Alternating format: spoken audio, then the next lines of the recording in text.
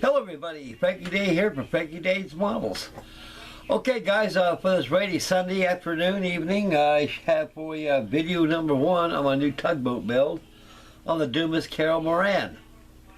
And behind me I got some construction stills behind me, which I'll review with the kit as I go along.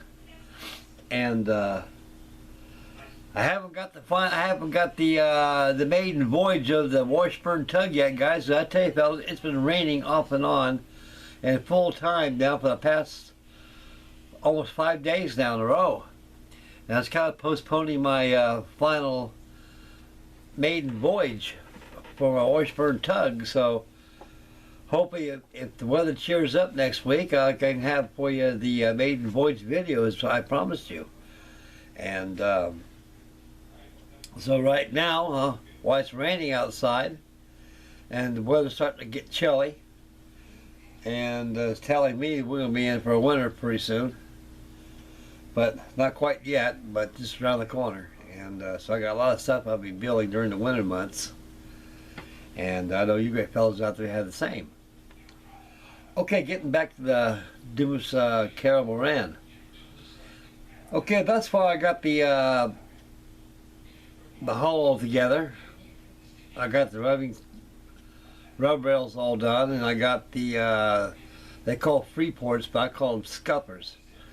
I got the scuppers all cut out on the port side, and I need to do the starboard side, and then it'll be done.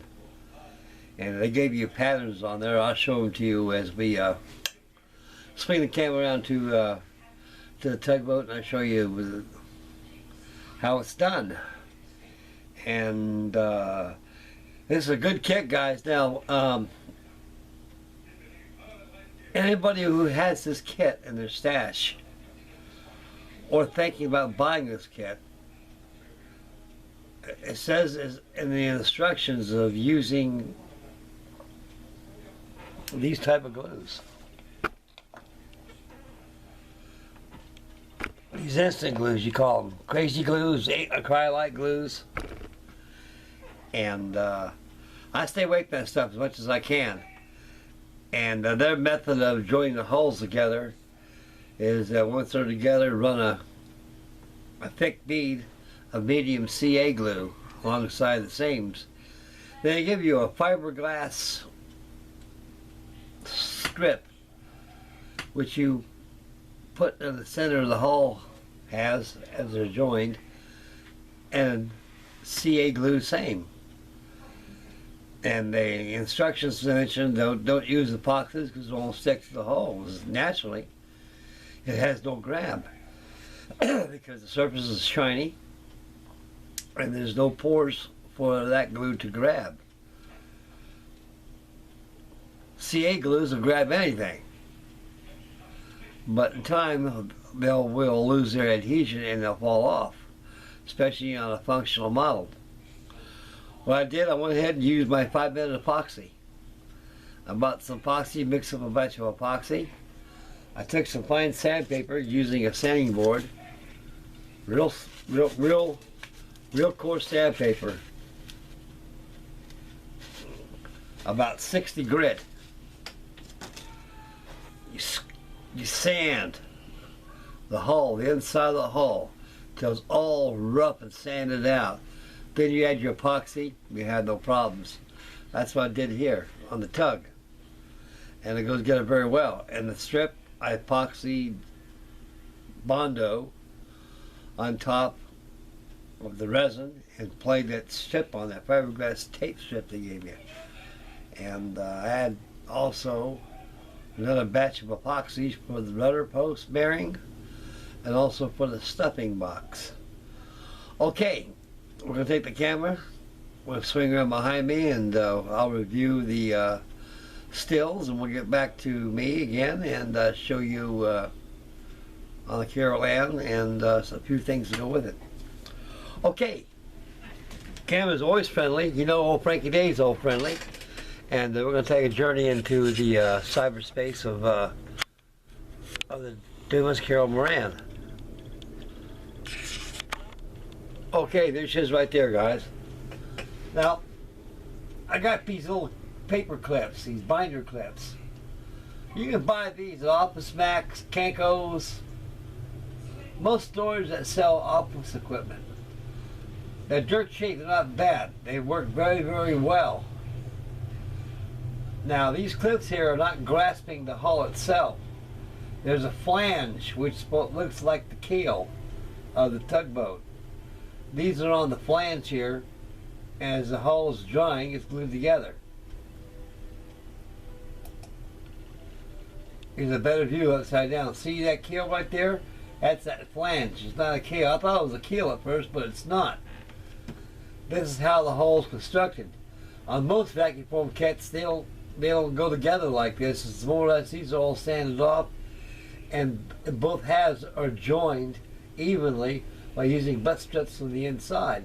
But this method will work good, even better, because that's the way it was designed on the construction manual. So once this thing is all dry, then you remove all this flange right here.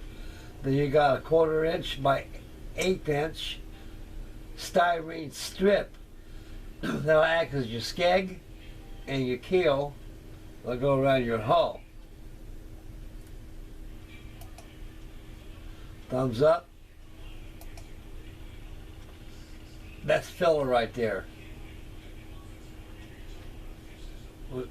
I use that sanding board there, and I sanded all this off outside. And there's another view of it right here. Because you got to have filler. It's off, and I primed it. There's some of that Bondo inside there you can see. And there's that 1/4 by 1/8 inch strip that they give you in the kit. It goes down to the bottom. That's your keel. Now, there's another thing about Dumas boats I noticed. They don't add skegs for the rudder and the screw. All boats, regardless of tugboats, any inboard boat, except cabin cruisers, yachts, any privately owned boats, are only exception to having skegs. This tugboat didn't have a skeg on it. Same thing on the George W. Washburn tug I just finished on. I put the skeg on, let the skeg on, and hook up the rudder to it. So always add the skeg there, guys. You don't have to, you don't want to. On the plans, they don't show it. There's the inside there. There's that tape right there I added right on the side there. And I put that Bondo on there. You remember those tubes of Bondo that I bought by accident? One had the hardener and one was the Bondo resin itself, which you kind of mixed together. Well, that's what I did. I went ahead and used that too because I knew there'd be jobs that would be using that. So actually wasn't no great loss of buying it. It just worked to my advantage. And the Carol Moran made quite certain that I used my advantage on that.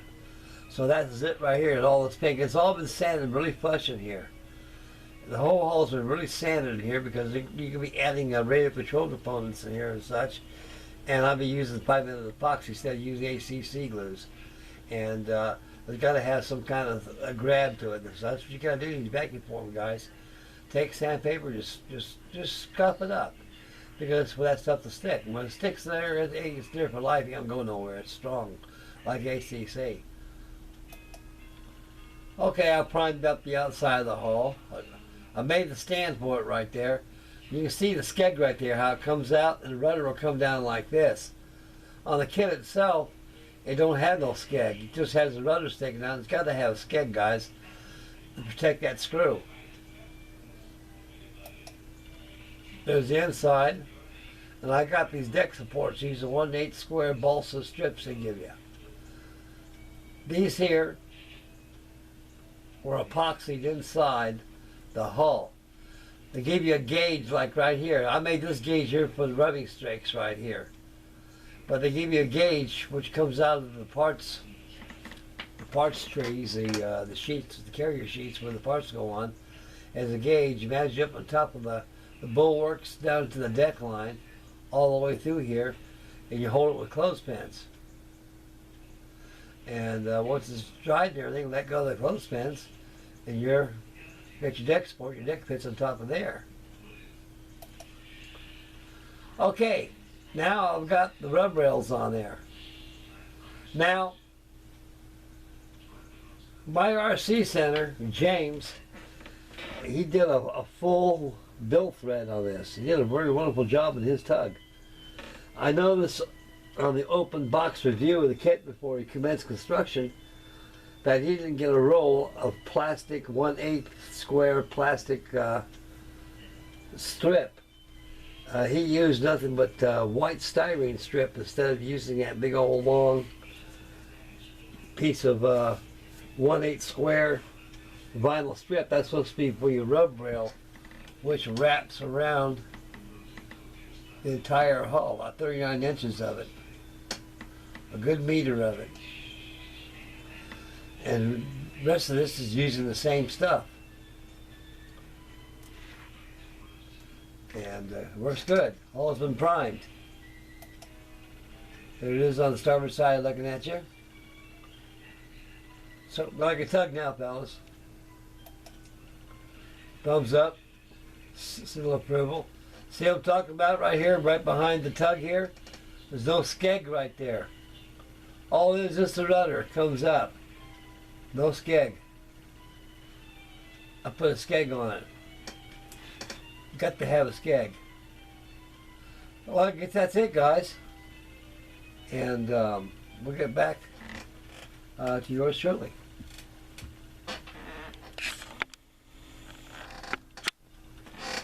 Okay, here I is.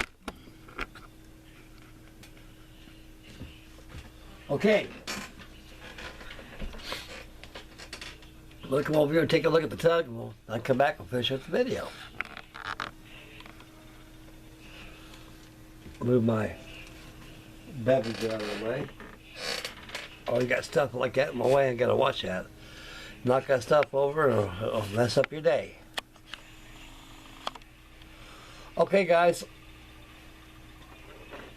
These right here are called free ports. I call them scuppers. Now, the good folks at Dumas, this kit is 100% foolproof. The only way you screw it up is by not following the instructions. Because everything in this kit is built precise, exactly as per on the plans, and it goes together precisely like the way it's designed. Now right here, I'll give you a template right here. That's here I cut, as you can see up here, I cut that template out on the port side. And what it does, it fits right across here like this.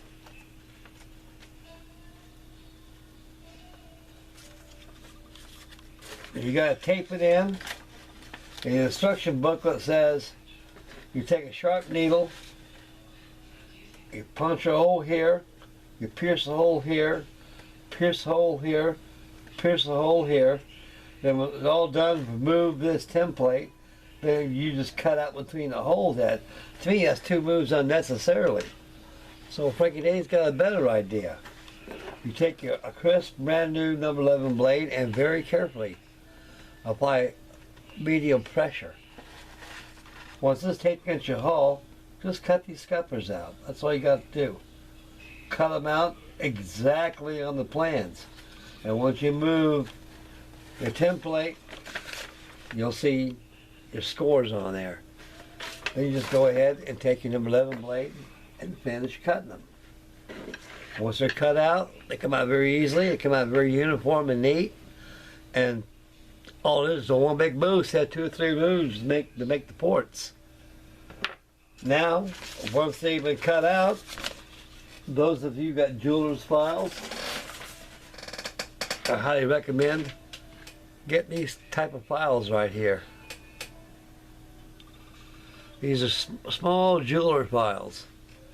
You take his jeweler files and make sure everything's all square, all around. That's all you got to do.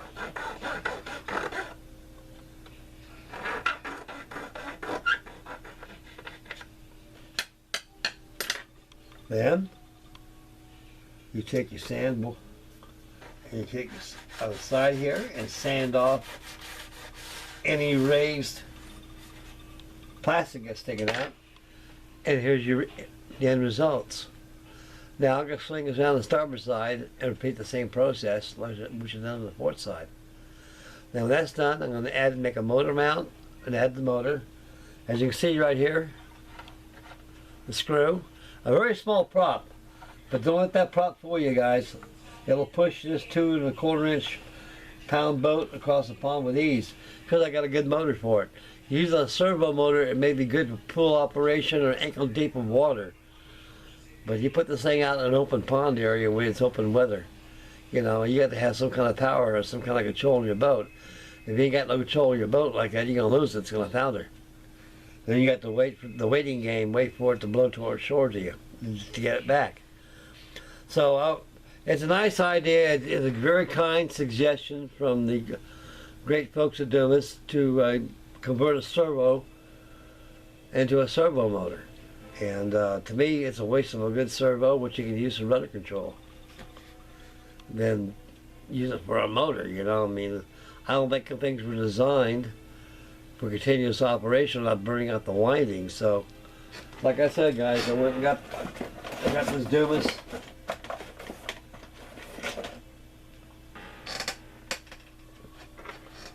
Got this Dumas 4.8 volt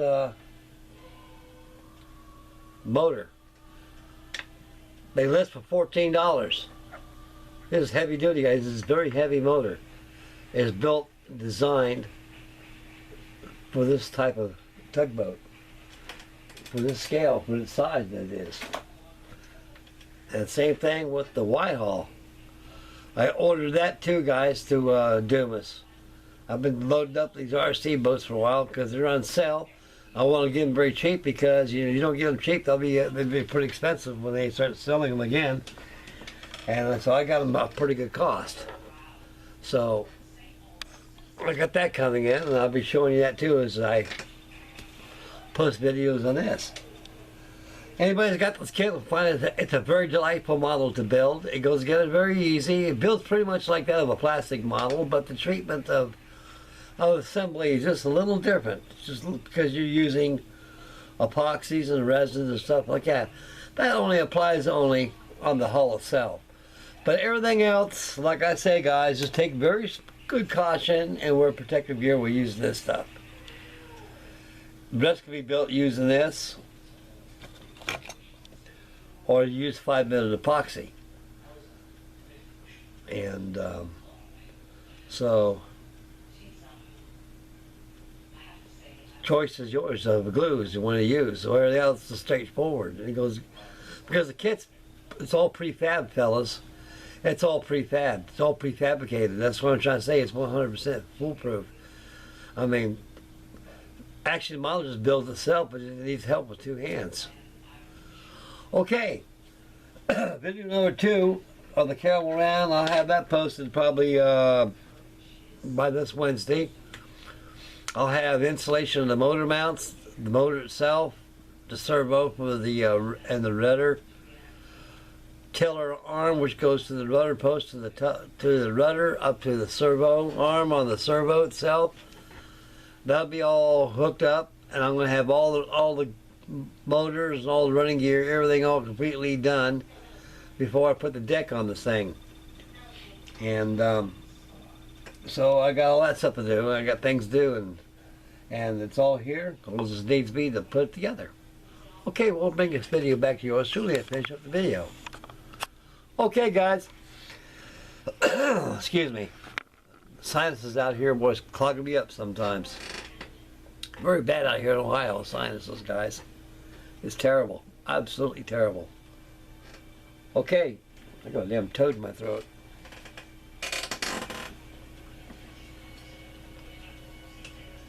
Ah, that's good stuff. Okay. Next Wednesday, I'll post video number 2. Got work to do tonight in this thing. And hopefully one day this week coming up, it's Sunday right now, I could be able to get a maiden voyage video of the Washburn tug. And like I said, guys, I'm getting to the video. It's been raining out here, cats and dogs, for 5 days straight. You know,